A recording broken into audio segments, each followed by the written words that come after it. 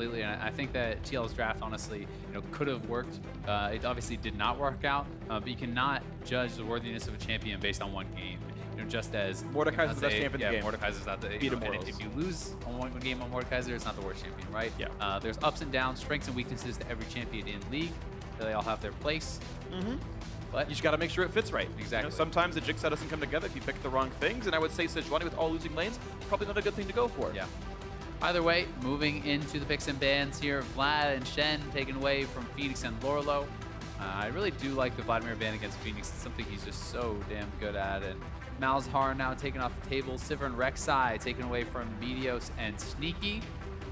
So a little bit of a change there. Yeah, it's interesting. Malzahar's been blue side banned actually both games. Liquid took that ban themselves in the first one, and then C9 was like, you know what though?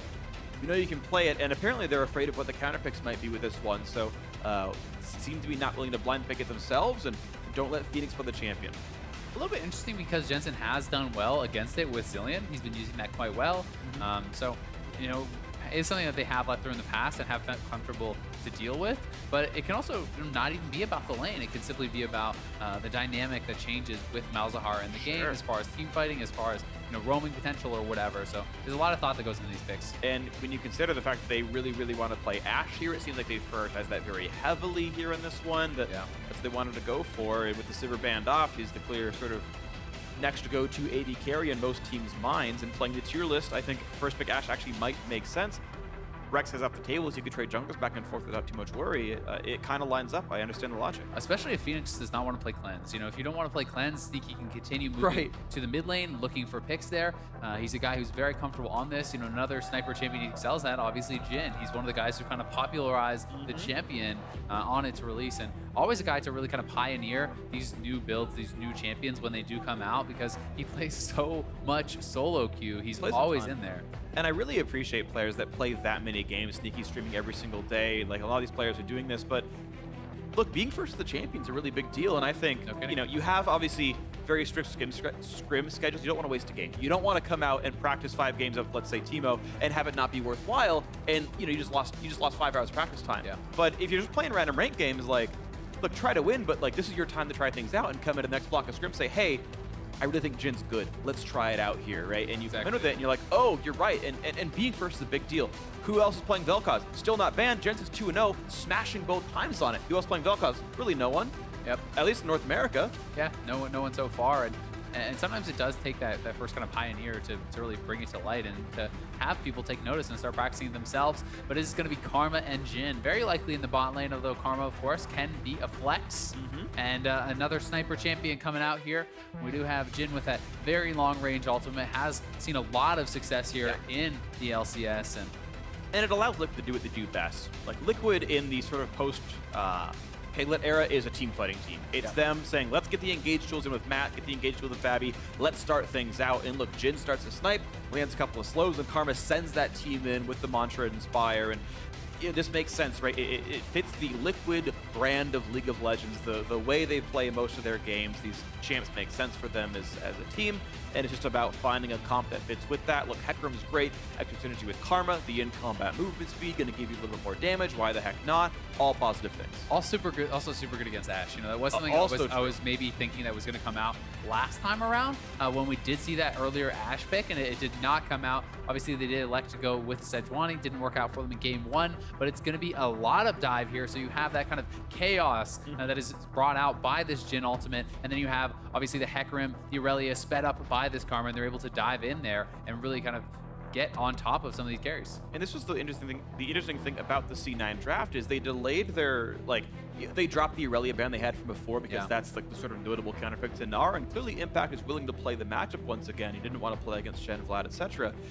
But well, now you got the worst matchup for yourself because of the way your band's shaped up, but they weren't even willing to delay that champion. They actually allow Liquid to counterpick top lane as well as counterpick mid lane. And usually I'm very concerned when that happens because, like right here, what is C9 really losing by blind picking a support when you already know you're against 90% Jhin Karma anyway? Yeah. But they blind pick the Gnar and give TL 2 counterpicks, which now lets them get through hecarim's not the best early game ganking and go do cool stuff.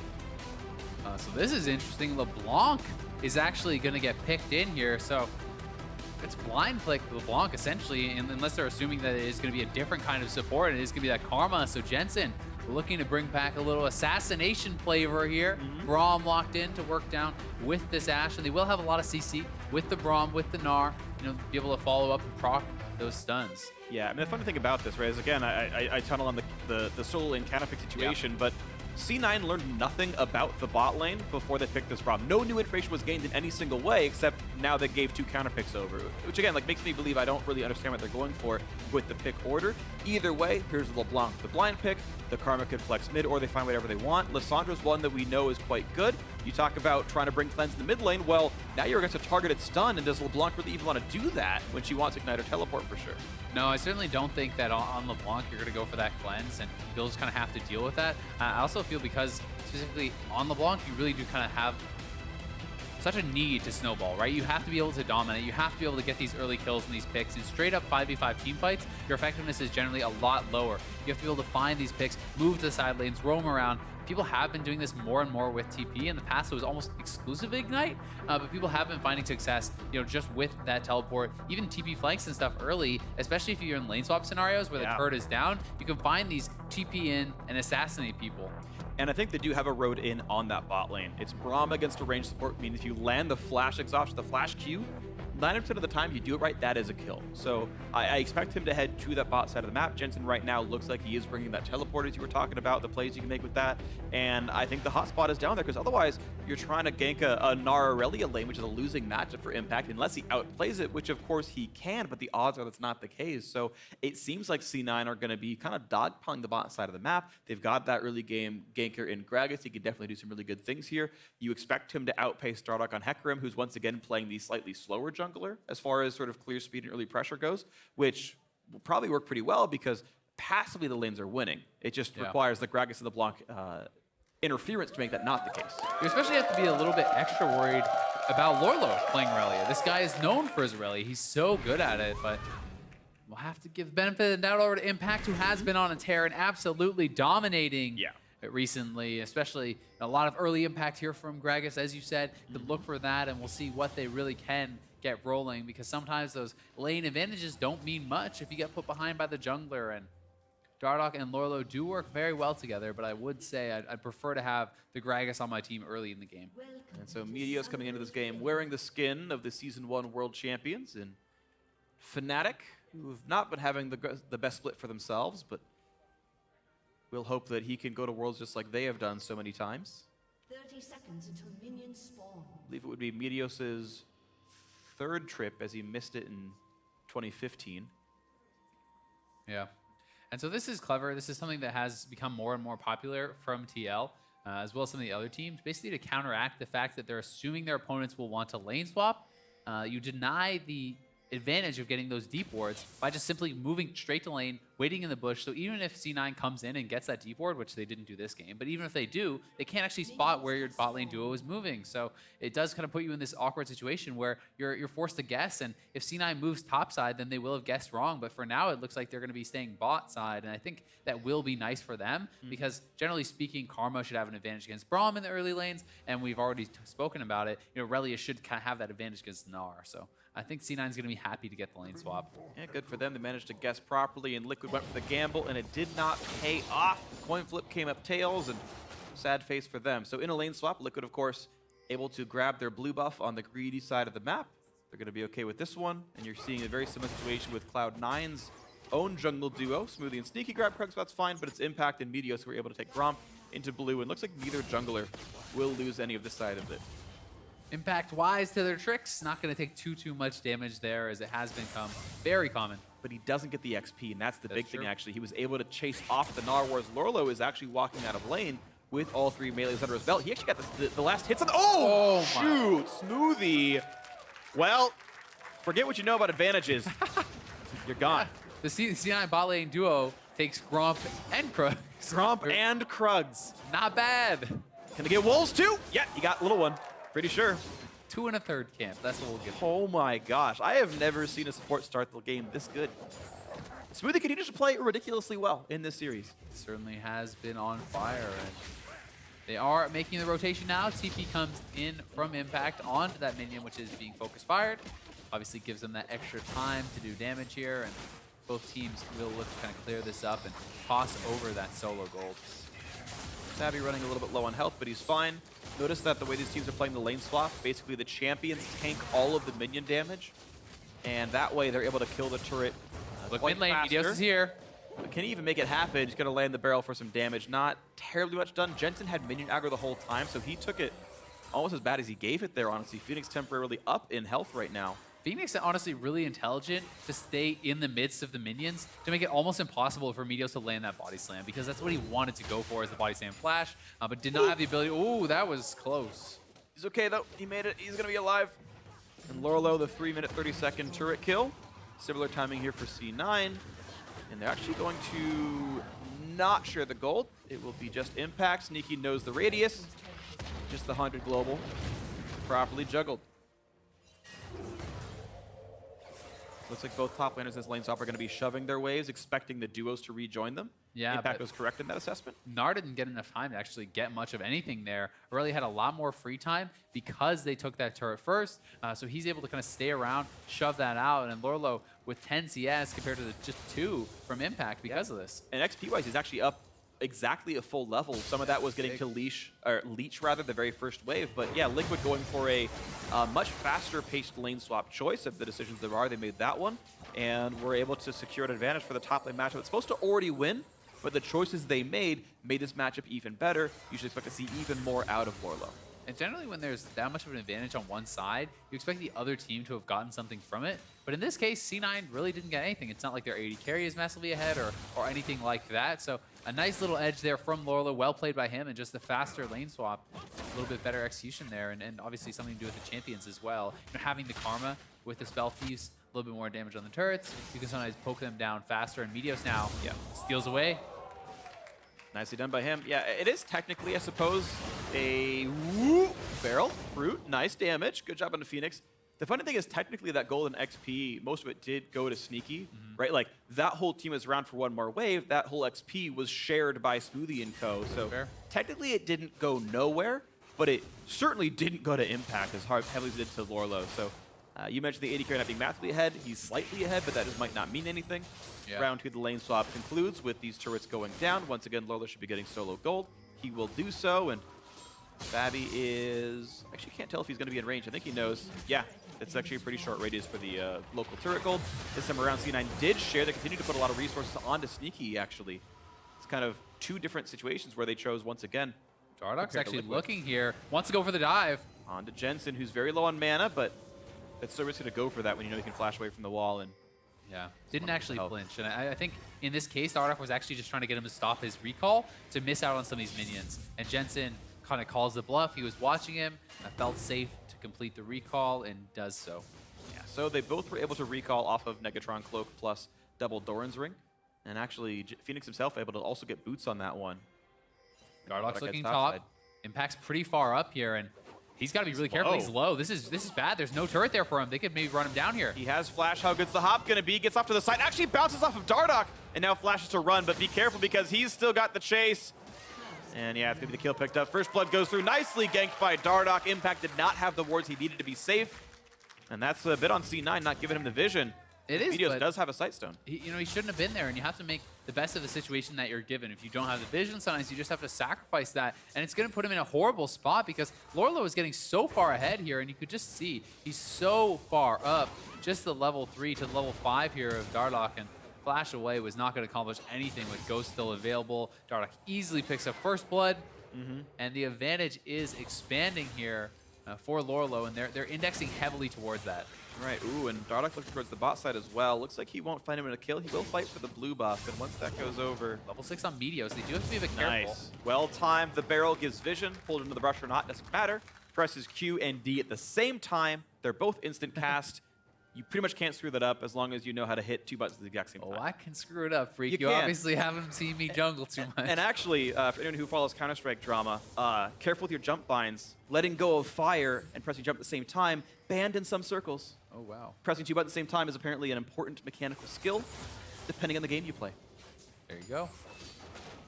Lourlo now trying to help out Dardoch, take away this blue buff, and it looks like it's just going to be gifted over. So You know, both teams kind of focusing on opposite sides of this. And Lourlo may be able to try to pull off a dive. If Dardoch gets 6 here, let's see how close he is. Probably going to be able to grab it off this camp, I would imagine. And does have enough health and mana, so they could look for something. But Meteos up here on this side of the map, and it's going to be important for them to not have Impact get any further behind. He needs to try to get this XP, pick up this farm, and make sure that he does not become a liability. We'll see what they get with this one. Jensen is keeping himself fine in the mid lane, and yeah, Impact. Smoothie moving up. Okay, yeah. You're seeing roams. Of course, the map is very opened up because we're in a post-lane swap game, so the roams are a really big deal. You can leave your lane for a long time because you're not going to lose any turret damage to chip because the minions have to travel for like 3 minutes to get there, and it means your decision-making changes quite a lot. And Jensen playing it very safe. You know, never W'd forward, and had he likely would have gotten ulted by Fenix into the ultimate from Dardoch and probably gone down. So it definitely had to play it very carefully there. Was not aware that the jungler was in position, but kind of maybe sensed it or knew that it was a possibility. And interestingly, kind of looking at all of this, C9 has managed to keep the gold basically identical. They've actually got a minor lead with how they played this, despite the extra kill Liquid got, and even though they had a very huge local advantage on the Lourlo, that's been equalized pretty well. I think a fair bit of that, I would guess, is... Ooh, another route into... Jin's going to land also. Wow, good aim. It actually went through both Jensen and his return portal, so he had no way of getting away from it. That's pretty nice stuff right here. Sneaky actually freezing right now on the bot side of the map. Now, that does allow Liquid to theoretically go for a Drake play, but that's not going to be in the cards for them. They're actually pushing top side. And I don't know if this turret's really going to take any meaningful damage, though. Are you really going to knock down top tier 2 like this? Yeah, I'm not sure. And they maybe just try to set up a dive here or perhaps go to Rift Herald. You can see Dardoch is ready to go for it, but Jensen does have flash, has his... And Fabbyy's just now 6. So now they have the tools actually to go for this one. Jensen's got to be very smart. He's got W, R, and flash. Smoothie's here to defend. Gragas not far either. Meteos coming from the right-hand side, and Liquid is wasting time right now. They're getting nothing done. Fabbyy's not in lane. Sneaky's freezing. Okay, they're getting a jungle camp. That's nice, I guess, but... Yeah, Sneaky's already up 500 gold, and he's the one with the call. So that is going to be pretty nice when he does cash in, and that's where most of the gold lead actually is for C9. Smoothie actually up a couple hundred gold himself, too, because he stole the Grump, and he's used his Targons very well, while Matt is kind of roaming around and not always getting those spell seed procs. Right, and this is, again, another very interesting point to talk about, right, is the C9 made the choice to freeze with Ashe. Liquid said, okay, they're freezing, we should punish that. And okay, one of the ways you punish is you try to 5v4 the other side of the map. Of course, Sneaky can't join, he's on bot lane. The way C9 played it, though, there were no seemingly obvious opportunities. The way Jensen played, the way Meteos played, the way Impact played, Smoothie just reinforced the mid lane. They made sure that the typical punish game couldn't do anything. Exactly. There were no openings. And again, like, even though the sum total was nothing happened, intelligent plays on both sides to make sure nothing happened. Exactly, and it's one of those things that's very easily overlooked because it just looks like it was right. Yeah. Of course C9 didn't die on the other side of the map while Sneaky was freezing, but there's a lot of little things that go into it and a lot of intuition, playing with imperfect information here. You have to make the assumption of, okay, what would be the best play for them to do? Now, what is the best response to what I think they would do? And not losing as much farm as Sneaky's gaining over Fabbbyyy, right? If Jensen and Impact hide, well, it's 2 lanes versus 1. You're losing that play. You've got to actually stay in lanes to not make that a negative. And they played around it very well. So now, again, down a kill. It's Cloud9 up 700 gold. This freeze is actually becoming a really big problem. It's stayed there way too long, and now TL is moving down to try to break it. Nice steal away from Dardoch. In comes Fenix. Here comes the play. The Fear on a Smoothie. Curtain call. Hit 1, hit 2, hit 3. The ulti guarantees it. And they picked one off. Sneaky low as well. The flash away from Fenix. Here comes the teleport timings. And Dardoch is a couple hits away from being a casualty as Impact is going to knock back Lourlo. But careful, you gave an Aurelia right in the face of an Ashe. Nice root comes in. Matt has a flash away from Body Slam. Didn't see that coming in. LeBlanc is roaming down. And this is the roam, yes. However, it is a dangerous situation for C9 as Smoothie was in base after respawning. And that will be Liquid finally able to capitalize well. A great pickup there on a Smoothie. Good kill. Brings the game a little bit closer. Yeah, nice little dive in here, and they commit heavily. A lot of ultimates being dropped there on the Smoothie, but they, thankfully for them, do pick it up. And Sneaky very close to being in some trouble here, but they're able to get enough trade damage back to actually force them out. And as we did see, nothing really amounted to the rest of that fight. Jensen was able to push in that mid lane wave, got a slight CS advantage before roaming down, but the kill going over to Fenix is an edge to him. And the thing is, like, Liquid got a kill and the gold lead got worse. It's now 1100. Like, this is the world that Liquid are living in where, look, they're making plays that are rewarded for them in the scoreboard. You press tab, you're like 2-0, sick. But the scoreboard they can't see is the one that we can, which is you're down 1,000 gold. Well, just look at the AD carry items. Yeah. AD carry gold, right? This is something that you know is a problem as a professional player. And Jensen takes away that blue buff. Well done by C9. We'll see if Liquid tries to return to the other side and grab that. But as the cull pops, you know, this advantage is just going to get bigger and bigger for Sneaky. And it can become problematic. And this is something that happens to Fabbbyyy, honestly, a decent amount. He has had some games where he has really fell far behind in lane. And when you get too far behind in lane, as a Jhin especially, it becomes a very big problem to punch through the front line of guys like Braum and Gragas and the gnar, who you already will struggle with. Definitely agree. So let's see if they can get through this difficult world right here. C9 right now shoving down in the bot lane and yeah, looking okay with plenty of damage here. Impact pulls aggro. Takes more shots than he needed to, but gets out. Although getting as much CS as he can. Jensen tries to trade on a Fenix. Fenix respects him quite a bit. Gets out of this one as they both move towards their opening items. No major completions yet for either mage or either AD carry here. So again, looking for the trade. A great route and ulti. This could be the death of Jensen. Turret shot's going to go in and bit off more than he could chew. Gets in a turret range. Huge mistake. But it does mean a Drake for C9. Yeah, they get the dragon and they'll take the trade, but there was no need to go for that from Jensen. And a little bit of disrespect to Fenix, honestly, you know, thinking that he would not be able to react fast enough, and Fenix makes him pay. Solo kill on Jensen there. Off to a good start. Fenix has been getting those roots all game. Just the core mistake is that Jensen thinks, well, I can just win the trade. You know, we'll just trade our spells back and forth. But the fact that he got in a turret range with it is, well, now you're opening up the ult. And that was, of course, very well played by Fenix. And here it is. And look how fast Fenix is to this. He anticipates it, lands the W into the ultimate, perfectly chained. Jensen does try to distortion back, but it's too little too late as he took a lot of tower shots there and just really well played from Very Fenix. well played. Absolutely agree. So, Liquid 3-0 in kills. Gold now tied because of their efforts. And it's basically Sneaky the one with the major lead, but the fact that he's been able to farm so darn much going towards the Essence Reaver build. So high cooldown reduction, very frequent enchanted crystal arrows from that Ashe, the ultimate. Yeah, and they are setting it up. You can see them around here. Sneaky sitting in that mid lane bush. They're looking for the arrow. Can't quite find it. This is the cool thing as well, is they have that, I'm going to say it, sorry internet, that recently buffed Cloud Drake, so they can follow up on those Ashe arrows very quickly. Right, the team is able to get into range, even though they have no move speed buffs themselves. The objective they grabbed actually helping them quite a bit with that part. Yeah. And although Impact did have a little bit of a snafu in the early game, you know, did give up that kill, he has stayed even against Lourlo, and it has not really kind of ballooned into anything. So far, Impact is doing pretty well for himself. AD carry definitely goes the way of C9 right now. And the advantages for TL are much more about the mid laner, but Sneaky may get chased down here. Dardoch pops Ghost, has a red buff. Sneaky's life is bad, and he's just going to try to run and get feared and die. And now Jensen, why even bother teleporting? Like, they should just know he's dead.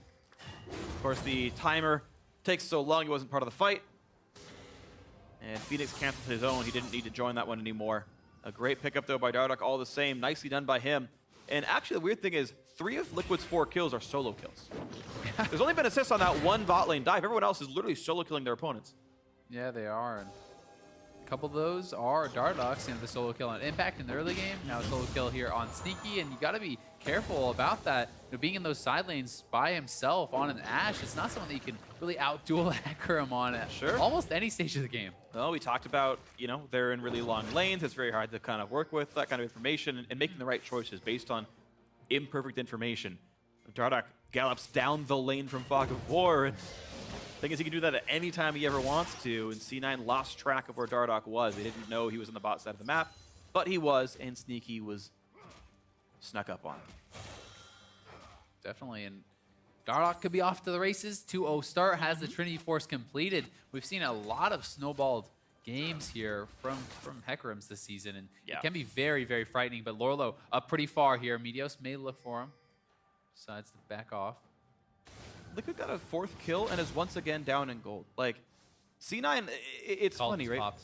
Yeah, that popped a little while ago. That popped at the, I think at the 2-for-0 or 3-for-0 mark. I mean, it's definitely part of it, right? Obviously, that's not nothing. 450 gold to this lead is literally just an item he bought that turned into 450 gold. So that's totally relevant. But you know, we talk about, again, making optimal choice with imperfect information. One thing I like to talk about is expected value as well. What's the chance to get ganked? What's the gold lead I get if I don't? And essentially, C9's plays, expected value-wise, have gone positive. Yes, Impact will at some point die. Sneaky will at some point die. But if I got 600 gold of farm for a 450 gold kill, I made the right choice. Yeah, and this keeps happening. You certainly can't play perfectly safe, and you can't play in a way where you're never possible to die because you put yourself so far behind. That it won't actually matter that you're alive. It's worse than dying, literally. It is. Fate worse than death, being a feeder in League of Legends. Sometimes both happen. Dardoch's coming in. The flash engage, they found Sneaky. Braum ulti stops Dardoch, and now ashe as well, but he does not have aggro, so he just ults right back out. The onslaught of shadows, and Impact's in a 1v2, turned back around on by Lourlo, and the chase is in. Another huge mistake now by Impact. The re-engage, though they catch off Matt on the side. A good pickup there thanks to Jensen and Meteos. And now it's Liquid suffering their first death of the game. And it goes the way of Jensen, who's going to be looking to split push. Has no TP for a while. And Fenix is going to have his a little bit faster as he did cancel that. And Jensen let his complete, but pushing in these sideways. We're going to see Sneaky get over there to collect his. Will Dardoch go for anything? And here it is once again. Smoothie and Sneaky here in the mid lane. Meteos was ready for it. Nice braum either, blocking a lot of those shots, but then it's the ultimate onto Sneaky. A good disengage there from Smoothie, actually delaying Dardoch to come in, and Impact overreaches, tries to go over, and I think once he went in, he needed to commit for this and try to get Mega. Go for an extra auto, see if you can Mega out, maybe solo out that guy, but on the other side, Jensen does pick up the support kill, and we'll need to get a lot more of that done. Wants to try to look for these picks, especially on squishy characters like the Jhin, like the Karma. Yeah. And try to get some kills there. And Dardoch actually going very aggressive here. He's looking for a Ghost Blade likely. Could be a wow. Yeah, Ma is also a possibility, but the only magic damage deal that you care about is the LeBlanc. Certainly enough damage to care about, but yeah, we'll see where it actually goes. Duskblade, you got to go really hardcore. Just full of Nori, you know? Yeah, man. He never ended up completing, unfortunately, about the BF and just sat on it, but yeah, I would guess it's actually the Ghostblade. Ghostblade is fantastic for that kind of assassination hecarim style. There's almost nothing you can do as an Ashe. You charge up the E, you have the Ghostblade active, you get ulted on, the E essentially one-shots you. And it's always fun to see what players do with their leads. Because Dardoch could have said, I'm just going to go Sight Stone because it's free for me because I have all these kills. So now our team has better vision control. We can play the rotation game. He could say, I'm going to build more damage and hard carry by finding solo kills or finding dives. He could have said, I'm going to be more invincible and make sure that any dive I go for, I can't be killed for it. All my risks are no longer risky. He's going for the I'm going to carry choice and see what he gets out of it. There are obviously different approaches to it and different ways to carry, gosh, but Sneaky has the damage. Sneaky is already dead. Looks like the item choice working out just fine for Dardoch, eviscerating C9's poor AD carry. 0-2-1, and they are now finally in what looks like their first meaningful gold lead of this game, 300 only. But now up a turret, up 5 kills. And looking at top lane tier 2 as Lourlo's already prepped that side. Ooh, they actually pulled in Fenix, but he's going to be okay. Puts on the stun to Meteos. One more shot, I'll do it. Down he goes, 7-1. Meteos should not have been there. And another one picked up for Liquid. Yeah, Meteos wanted the outplay there on Fenix, trying to use the turret as his ally. Jensen split pushing though. C9's going to have to back off. His turret is low and it's only 2 members here.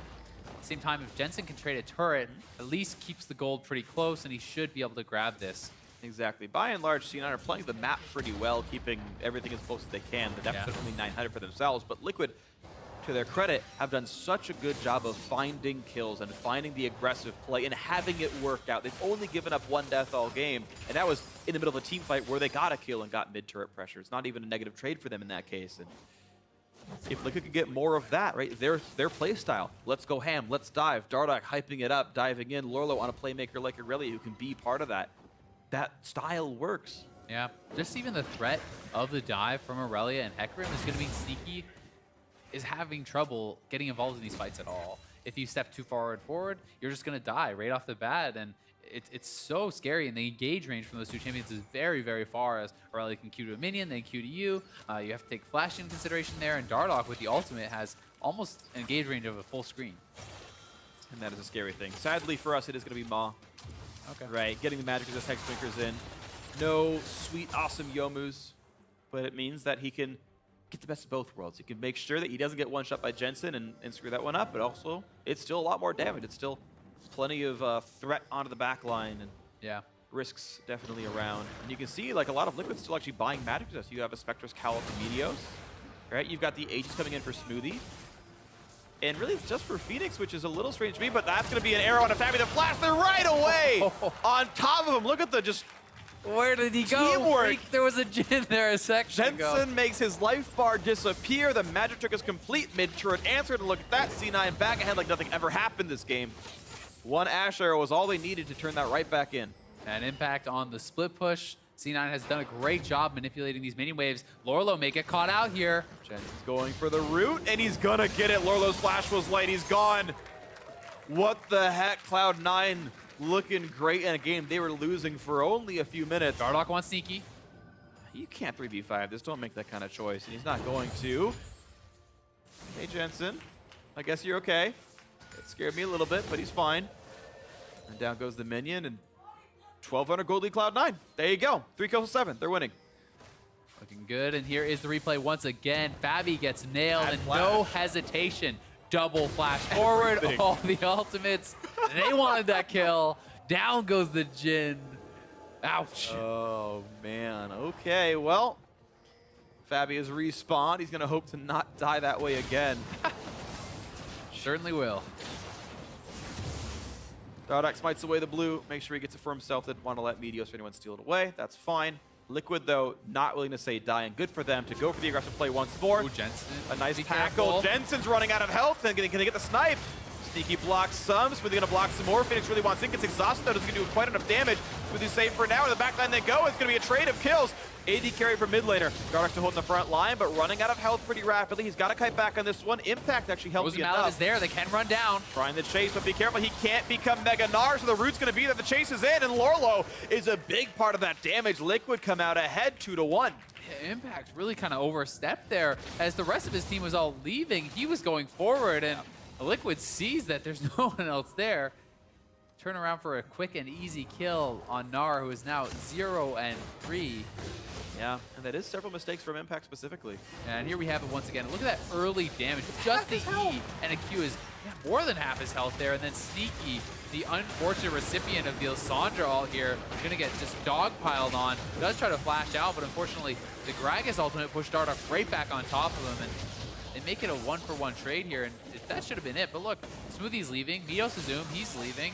And Impact just kind of goes back in. And Meteos is like, well, I can't really do anything for you.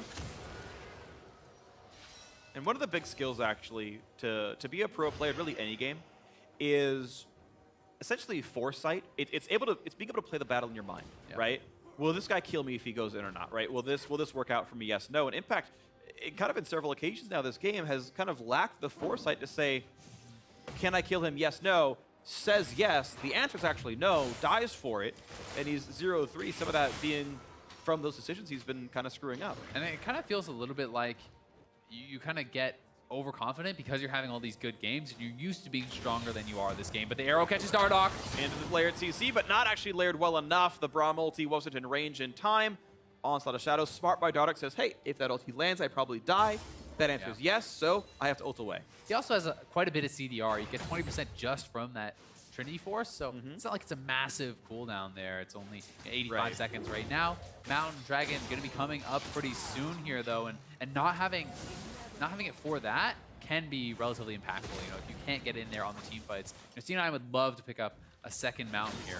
Yeah, you mentioned 20 CDR from items. Dardoch is actually at 28.9% thanks to his glyphs, so probably a mix of flat and scaling, and he's got low cooldowns. Mountain Drake goes down.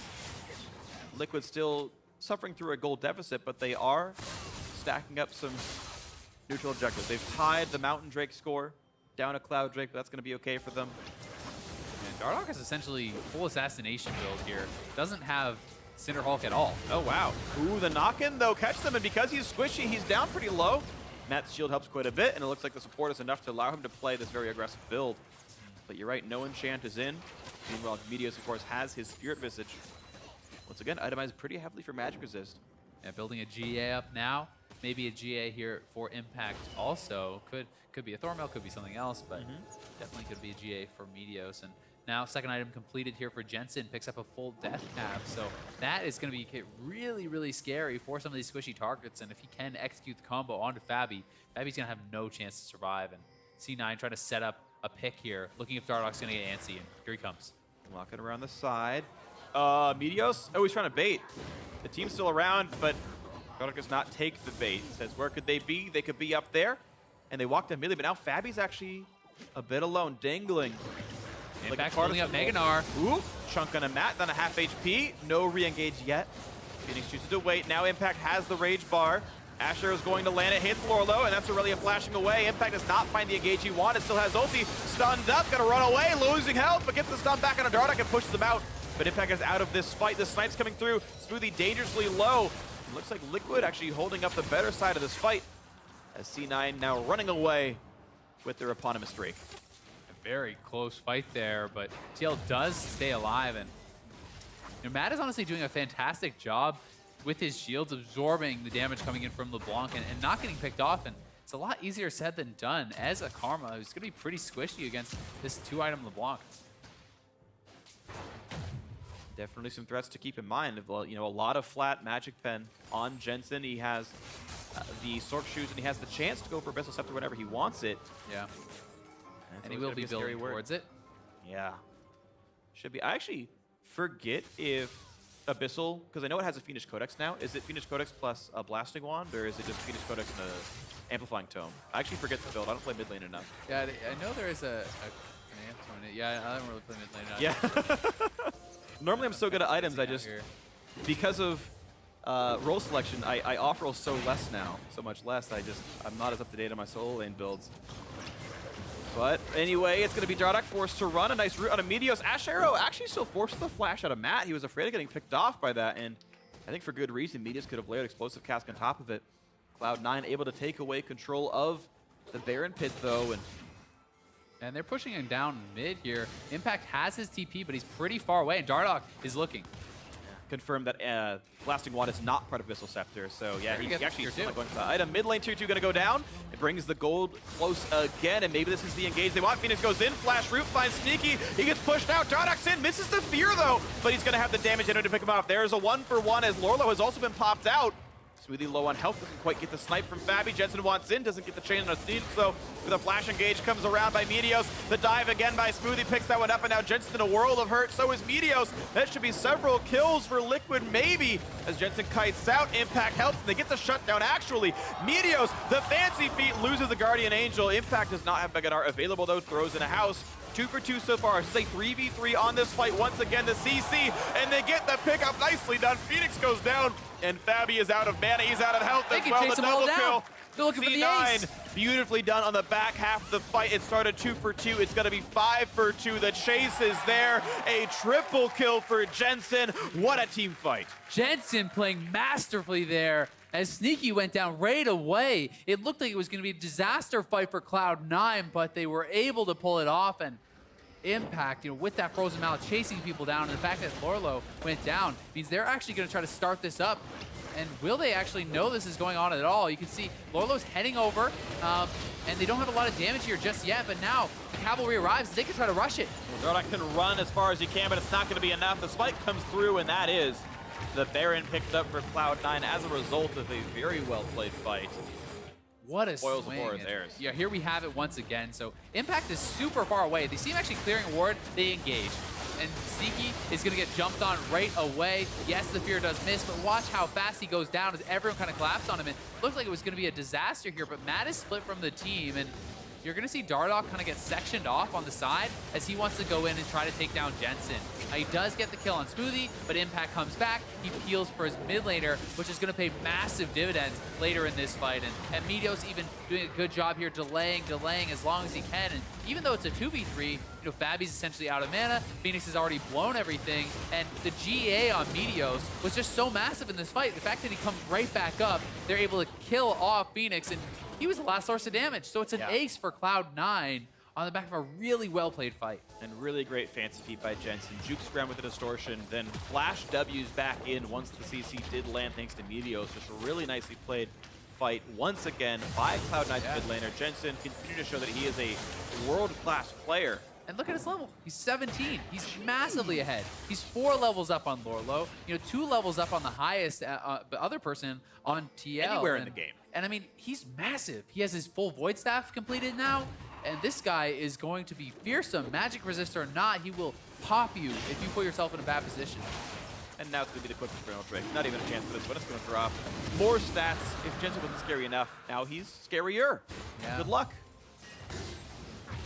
Very rough stuff, and he can essentially 1v1 anyone, I would expect, at this point in the game. And the fact that he has the TP and now the Baron buff means that they may be able to try to exploit that. Baron buff up minions in multiple lanes, but C9 looking. Splits the uprights, 3 points for Sneaky. Count it. Yep. But it's Cloud9 holding this game, and it's got to feel a bit bad for Liquid because they had done so well in finding the kills and finding the ganks and whatnot, but they just haven't been playing the map as strategically as C9 has, who has needed to hold lead the whole time. Wow. Nearly that was a kill. And that's the Meteos used there by Matt. Quick on the draw for there. Wanted to try to keep Fabbbyyy up any way possible, but definitely an important cooldown. Scary thing, so it's going to be gone for a while. The Ruby site still helps a bit, but it's still several minutes away. Impact is split pushing in the bot side of the map, and he has not seemed to suffer too terribly much from the fact that, the matchup wasn't great. Yeah, he got ganked several times. His score certainly didn't look very good, but I never felt like Lourlo really had owned his side of the map as hard. Jensen has to kite away from Dardoch, gets away from 1, Snipe gets away from 2. Smoothie jukes the 3rd, I should say. Dardoch gets rooted up, the re-engage for Fenix, into an arrow, into the root, into the damage output, and they're gonna just kill him off, not even getting to cast a single spell on that one. And the TP is in. They've overextended hugely, and this could be the game if they kill them all. It's already 5v3, Jensen gets away from Lourlo, the flash not gonna mean anything. It's just a slaughter now as Cloud9 kicking and screaming and killing everybody. Impact flashes, he's got Fabbbyyy in his sights. Hello, goodbye.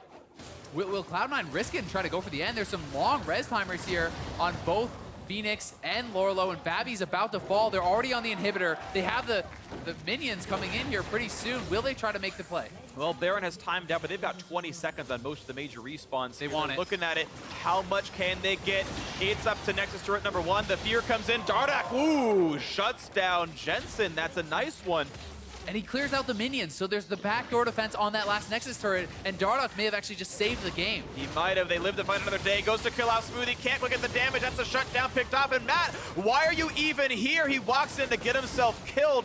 A silly mistake. 2 more coming picked in up from for Lourlo. C9. They want the fight. They want the fight, but can they get it? Phoenix self-ults. Guess what? Not enough damage. Lourlo wants Smoothie. Goes for it. Gets the attack in. Gets it. But it's another kill in for Impact. Look at this. It's only Lourlo alive against 3 because they kept just walking in 1 by 1. Now it's a 2 versus 3. They're trying to defend under the Nexus turret. Sneaky flashed the way. Lourlo getting CC'd, and he's gonna go down. Another kill picked up. Now the chase in, and it's just the Nexus alive. Fabbbyyy cannot stop this. Curtain call not gonna mean anything. Meteos walks in, says, "Don't you dare, I'm a fat man," and knocks it down. A 2-0, 36-minute game for Cloud9. The start looked a little bit rocky for Cloud9.